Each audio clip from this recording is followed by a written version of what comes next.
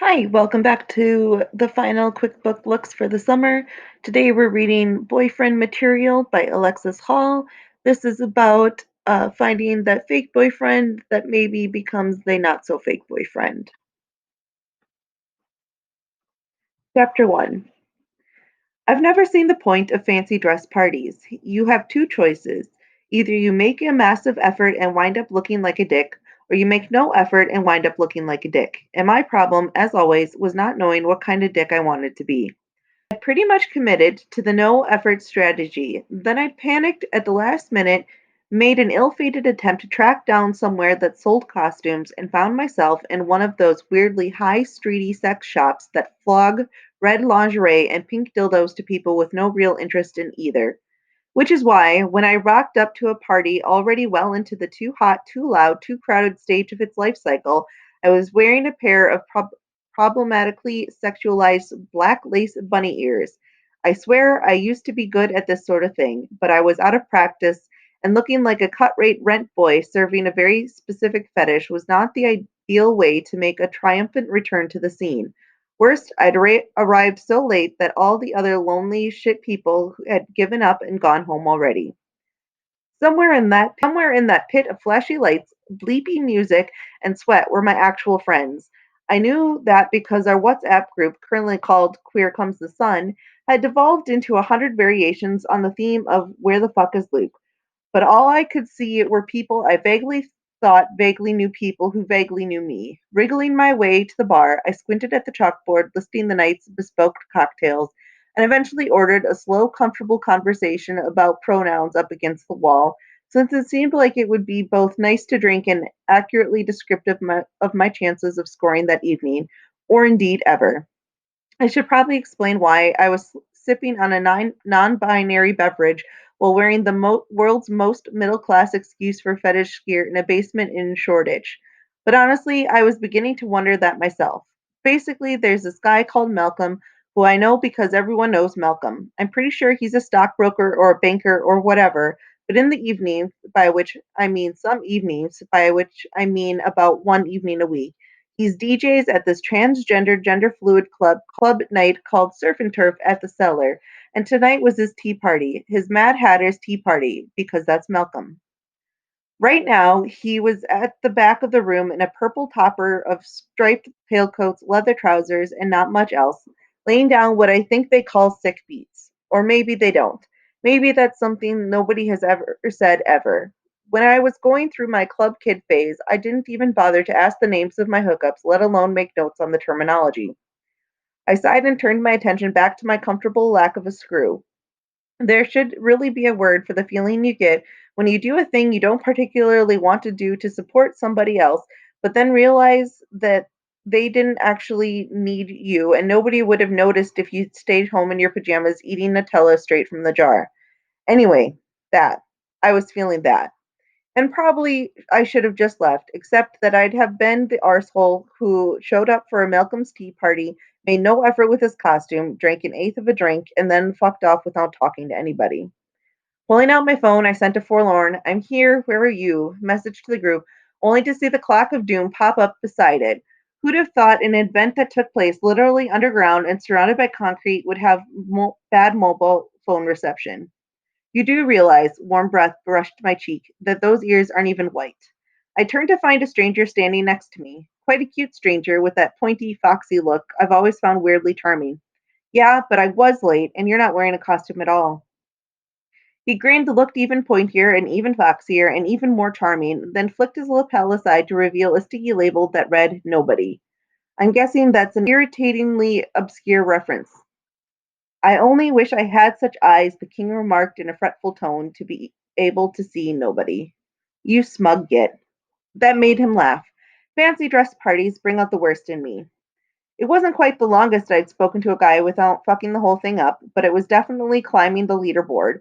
What was important here was not to panic and try to protect myself by transforming into an unbearable wanker or a gargantuan man-slut. I hate to imagine who they bring out the best in. Yeah, that, another grin, another flash of his teeth, would be Malcolm. Everything brings out the best in Malcolm. He could make people celebrate having to pay 10p for a carrier bag. Please don't give him ideas. By the way, he leaned a little closer. I'm Cam, but since you almost certainly misheard me, I'll answer to any one syllable name with a vowel in the middle. Nice to meet you, Bob. You smug git.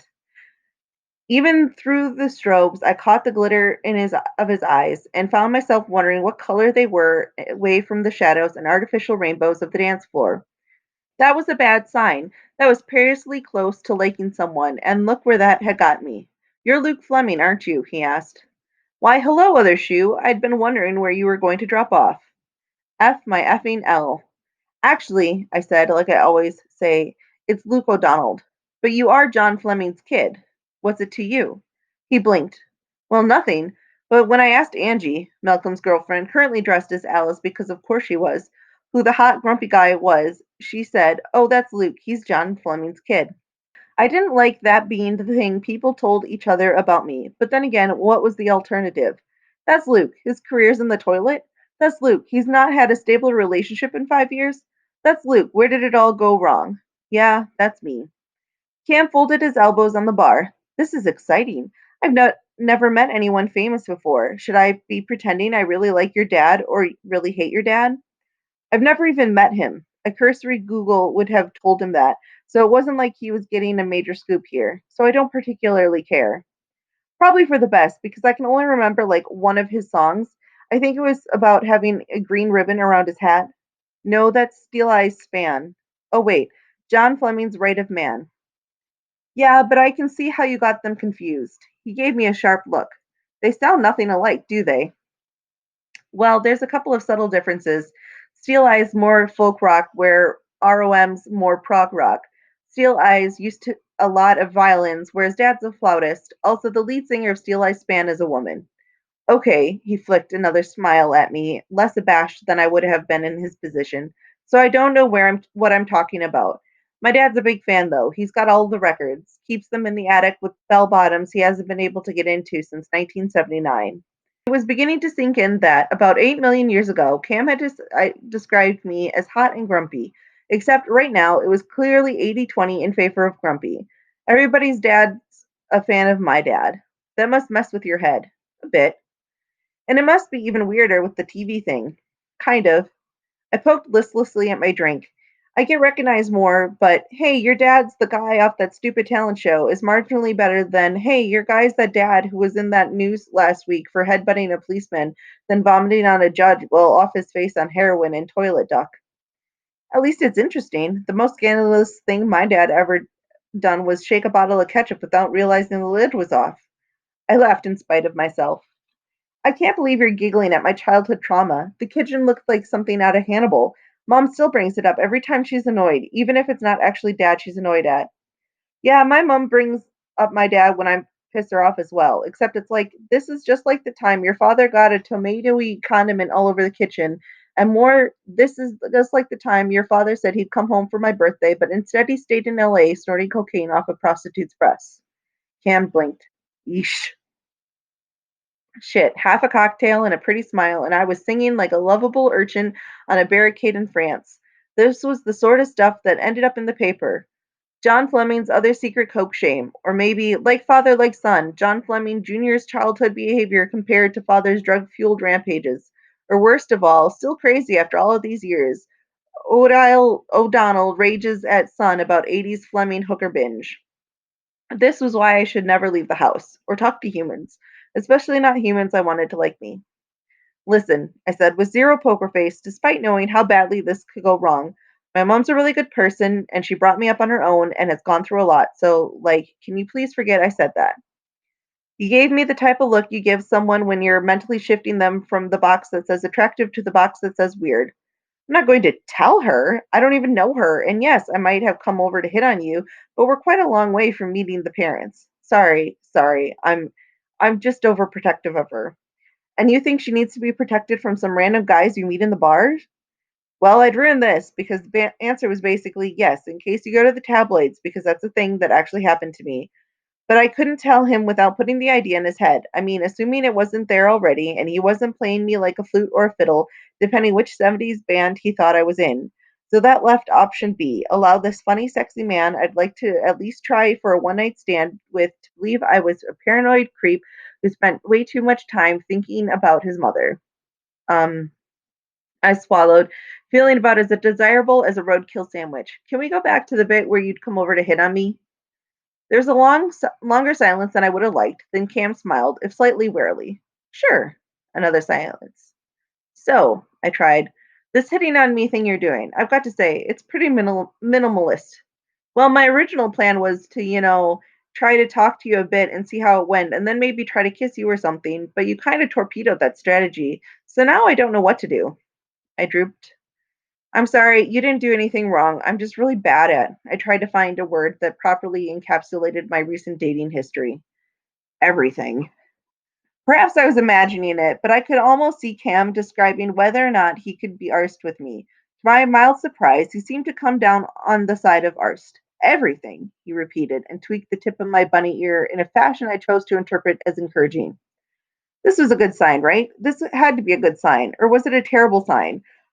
What was wrong with him that he wasn't running away screaming? Okay, no. I was in my head, and that was the worst place for anyone to be, especially me, and I needed to say something light and flirty, and right the fuck now. I might be okay at the kissing.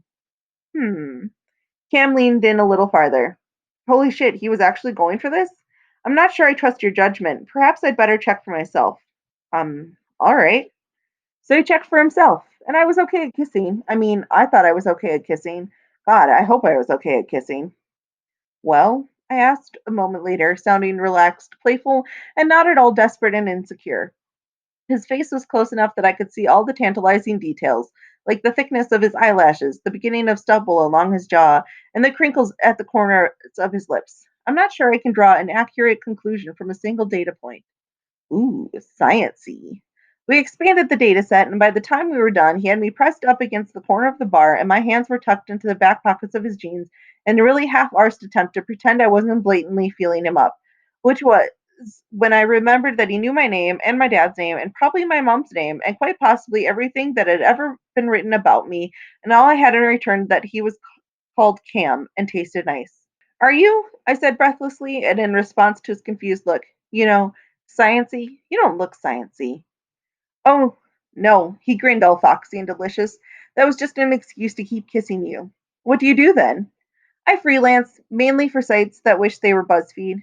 I knew it. I fucking knew it. He had been far too eager to overlook my many, many flaws.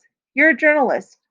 That's a pretty generous term for it. I write those lists of X things about Y where you won't believe Z that everyone hates but seems to read anyways.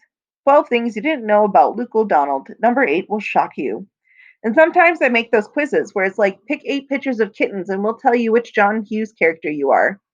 The rational version of Luke, the one from the parallel universe where my dad wasn't a famous shithead and my ex boyfriend hadn't sold all my secrets to Piers Morgan, tried to tell me I was overreacting. Unfortunately, I wasn't listening. Cam tilted his head quizzically. What's wrong? Look, I know it's not exactly a sexy job, and I don't even have the comfort of saying someone has to do it because we totally don't. But you've gone weird again. Sorry, it's complicated. Complicated can be interesting. He went up on tiptoes to smooth a lock of hair behind my ear for me. And we've got the kissing down. We've just got to work on the talking. I gave what I hope wasn't a sickly grin. I'd rather stick with what I'm good at. Tell you what, I'll ask you a question, and if I like the answer, you get to kiss me again. I'm not sure. Let's start small. You know what I do. How about you? My heart was racing, and not in a fun way. But as questions went, that was harmless, right? It was information at least 200 spam bots already had. I work for a charity. Wow, noble. I'd say I'd always wanted to do something like that, but I'm far too shallow. He turned his face up to mine, and I kissed him nervously. Favorite ice cream flavor? Mint chocolate chip. Another kiss. Book that literally everyone else has read, but you haven't. All of them. He drew back. You're not getting a kiss for that. It's a total cop out. No, seriously, all of them. To Kill a Mockingbird, The Catcher in the Rye, anything Dickens ever wrote, All Quiet on the Western Front, that one about the time traveler's wife, Harry Potter. You really do own your literacy, don't you? Yeah, I'm thinking about moving to America and running for public office. He laughed and kissed me, staying close this time, body pressed to mine, breath against my skin. Okay, weirdest place you've ever had sex. Is that for number 8? I asked with a bleedy laugh that was meant to show I was incredibly cool and unconcerned. Number 8, what? 12 celebrity kids who like to fuck in weird places. Number 8 will shock you. Wait, he froze. Do you honestly think I'm kissing you for a listicle? No, I mean, no, no. He gazed at me for a long, horrible moment. You do, don't you? I told you it was complicated. That's not complicated, that's insulting. I it's I pulled this back before I could pull it back again. It wasn't meant to be. It's not about you. This time there was no ear twerking. How is it not about me if you genuinely have this concern about my possible behavior? I just have to be careful. For the record, I sounded extremely dignified when I said this and not at all pathetic. What the hell would I even write? I met a has-been's kid at a party. Celebrity's gay son is gay shock.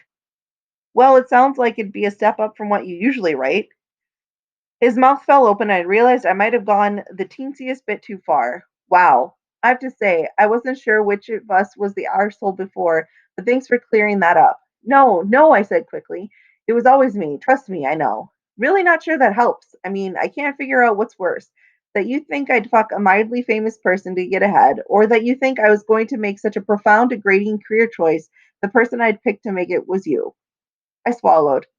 All good points. Very well made.